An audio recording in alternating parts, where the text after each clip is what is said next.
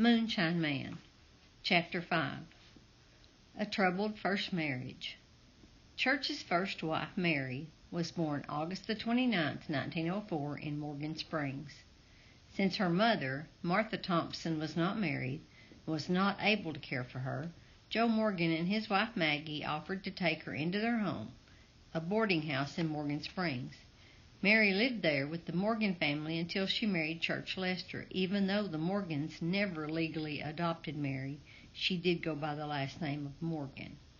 From the 1890s to the late 1930s, Morgan Springs was a delightful and thriving summer mountain resort community on Walden's Ridge, just across the Bledsoe County line in Ray County.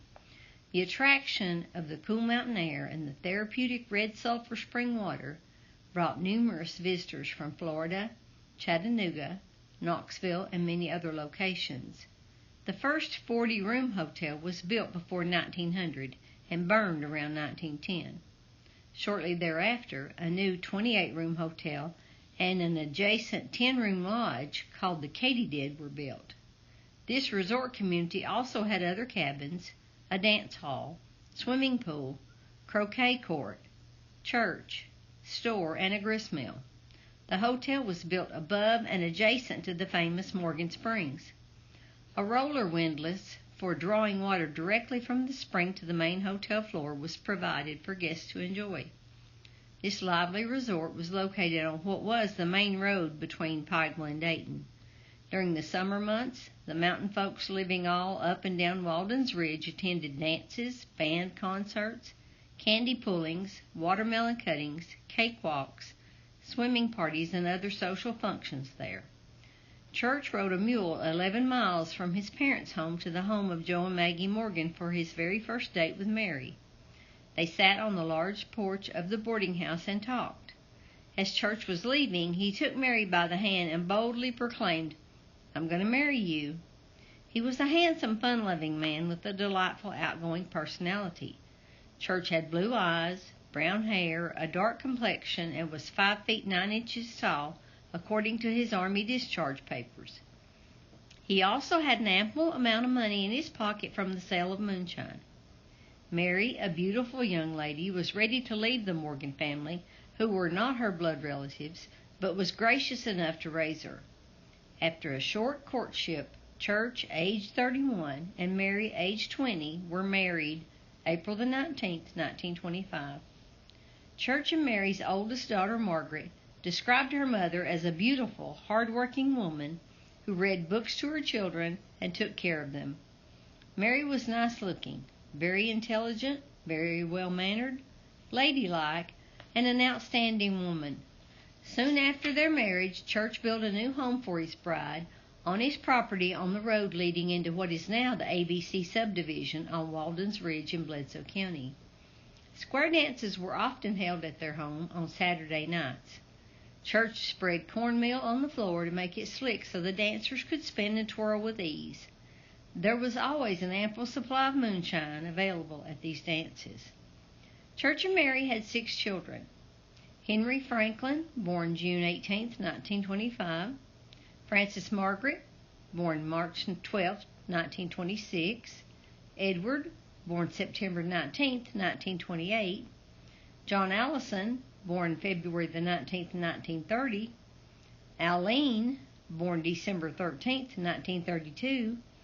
And Charlotte, born on March 9, 1934. 3 of their young children died early. Edward died March 23, 1929, at 6 months. Aline died June 18, 1936, at 3.5. And Henry died June 1, 1944, at 19. Over the years, Church and Mary's marriage gradually deteriorated. More than one source indicated there was problems throughout the entire marriage. Church was reported to have beaten Mary and seen other women. He spent a year and a half in federal prison in the early 1930s for making whiskey in 1929. His time in prison and absences from home took an additional toll on their marriage. Church was said to have come home one day and seen his neighbor Fred Curtis cutting stove wood for Mary. Church was jealous. He didn't approve of any man trying to help his wife when he wasn't around. Church whipped Fred as he ran away, and Church pulled his .45 Army pistol and shot bullet holes through Fred's hat. The sharpshooter Church could have hit a man's hat without hitting the person. What is believed to be the same story was told by Charles Clark in his book, Memories of a Mountain Boy, except Clark said the man was John Boyd. Clark said Church ordered him not to come back and later came home one day and found him there. Clark said Church was shooting at him and Fred ran out of his hat and got out of reach of him. He sent another boy up there to get his hat. Church took it in there and threw it in the stove. And he told him, "By doggy, son, go back down there and tell that fella I saw his old hat and I sent it to hell. And that's where he'll be if I ever catch him back on my property again." A short time prior to their divorce in 1935, Church was reported to have come home drinking in the middle of the night and ran off Mary and all of his children from home. At this time, Mary, pregnant with Charlotte, took her children and walked 10 miles in a cold, damp rain in the dark to the home of Church's parents. This evidently was the last straw for Mary. Either Church or Mary filed for divorce, which was granted May the 29th, 1935. Judge L.R. Darr, in the divorce decree, said, "The defendant, Church Lester, has been guilty of such cruel and inhumane treatment towards the petitioner as renders cohabitation unsafe and renders it improper for her to be under the domination and control of the defendant." Prior to the divorce, Church owned 164 acres of land, 118 of which had been owned by his grandfather, Edward Daniel Hancock. There were 2 homes on the land. Church was granted 81 acres and the home they were living in, which was the best home, and the judge granted Mary the second home along with 83 acres. Mary chose not to live in her home until after Church died. Possibly she was afraid to live that close to her ex-husband. Church's neighbor, Charles Clark, indicated Church was a good housekeeper. After Mary left him, many in the neighborhood often visited his home, which he kept immaculate.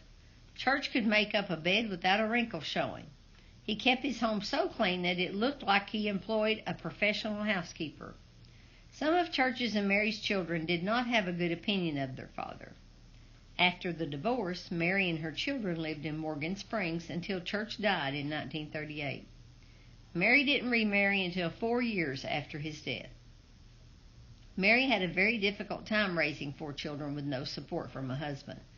She was first employed as a domestic worker in the home of a neighbor's family.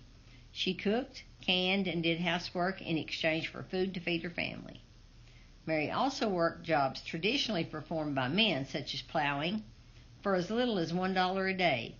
She had to walk long distances to work on many of her jobs. Later, in the late 1930s, during the Depression, Mary obtained employment with the Works Progress Administration, sewing in the upstairs of the Dayton Courthouse. Her next job was working in the soup kitchen at a local school. She didn't own a car until she purchased a 1953 Studebaker Land Cruiser in 1957. She and her children rode in a wagon most of the time. Sometime around 1940, after Church died, Mary and her children moved back to their modest home on the 83 acres she was granted in the divorce. A portion of this home had dirt floors. Her children attended Bledsoe County schools. A huge crowd of 700 to 800 people attended Church's funeral, which was held outside the home of his parents. After the funeral, his body was taken the short distance to Lester Cemetery. Prior to lowering the casket into the ground, Church's ex-wife Mary was on one side of his casket and his second wife Evelyn was on the other side, and both were crying. Mary evidently still had a soft spot in her heart for Church. 4 years after Church died in 1938, Mary married George Alvin Hancock, Sr. on January the 3rd, 1942. Alvin, born in 1886, was 18 years older than Mary and a second cousin to Church. They were both great-grandsons of Thomas Hancock from Wayne County, Kentucky. Alvin was a widower and had 9 grown children who all had left home. He moved in with Mary and her children in her home on the old Hancock place. Mary and Alvin had one child, George Hancock, Jr., which was born on September the 24th, 1942 at Mary's home on the old Hancock place.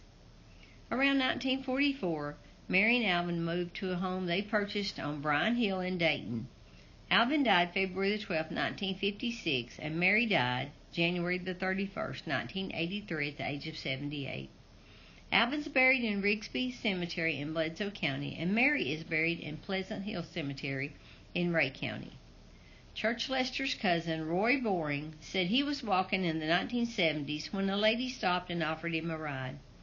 He wondered why this attractive woman driving a nice car would stop on the road and pick up a stranger.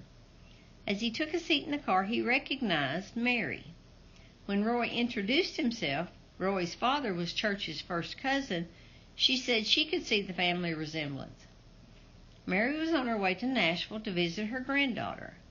Mary told Roy she thought the world of his grandfather, John Henry Boring, who was making whiskey for Church when he committed suicide in 1929. Roy indicated Mary was very nice to him and drove several miles out of her way to take him to his destination.